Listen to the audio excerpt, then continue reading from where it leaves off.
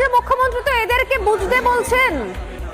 আমি আগের দিনে শুনেছিলাম, আপনাদেরকে আরো একবার শোনাবো, যারা এই মুহূর্তে সর্বস্ব হারিয়ে রাস্তায় পড়ে রয়েছে,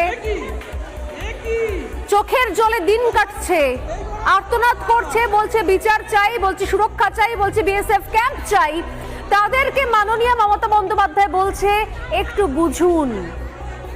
যারা এটা করেছে তারা খুব কষ্টে আছে, ওরা খুব কষ্টে আছে, আপনারা একটু বুঝুন।